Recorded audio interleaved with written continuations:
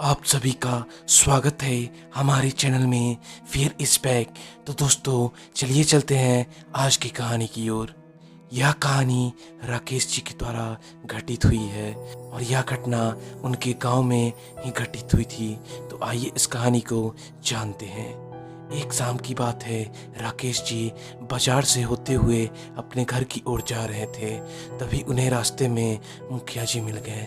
मुखिया जी से बात करते करते उन्हें काफ़ी वक्त हो गई थी, रात अंधेरा हो गया था और बात करते करते उन्हें पता ही नहीं चला टाइम कितने जल्दी जल्दी आगे बढ़ चुकी है।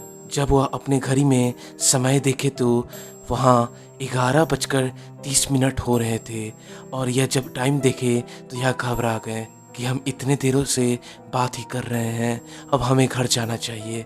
काफ़ी देर हो चुकी थी और मुखिया जी के घर से राकेश जी का घर लगभग 2 किलोमीटर के पास था। फिर उन्होंने मुखिया जी से इजाज़त मांगी। फिर राकेश जी अपने घर की तरफ चल दिए। रात बहुत हो चुकी थी, सुनसान इलाका था और कुत्ते की भौंकने की आवाज़ आ रही थी। जब वह रेलवे फाटक के पास पहुंचे तो उन्होंने देखा कि एक आदमी रेलवे ट्रैक पर सोया हुआ है। उन्होंने सोचा कि कोई पियक्कर होगा जो काफ़ी पीकर सो गया होगा और उसे पता ही नहीं चला होगा कि यह रेलवे ट्रैक है, इस तरह इसकी जान जा सकती है। उन्होंने सोचा कि जाकर उस आदमी को जगाएं और वहाँ से हटने को बोले या हटा दे। फिर उन्होंने वहाँ पर जाकर उससे कहा कि अरे भाई, जब इतना बर्दाश्त नहीं होता तो क्यों पीते हो? अब यहाँ पे ट्रैक पे आकर सो गए हो, कोई भी ट्रेन आएगी तो तुम्हारा ज़िंदगी ऐसे भी चली जाएगी।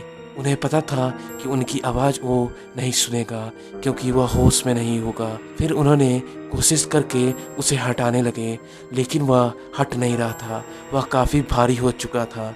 लेकिन बहुत ही मुश्किल के बाद जब उन्होंने उसको हटाया तब अचानक से एक आंधी की तरह हवा उठी और आंख में धूल जाने की वजह से राकेश जी अपना आंखें बंद कर लिए।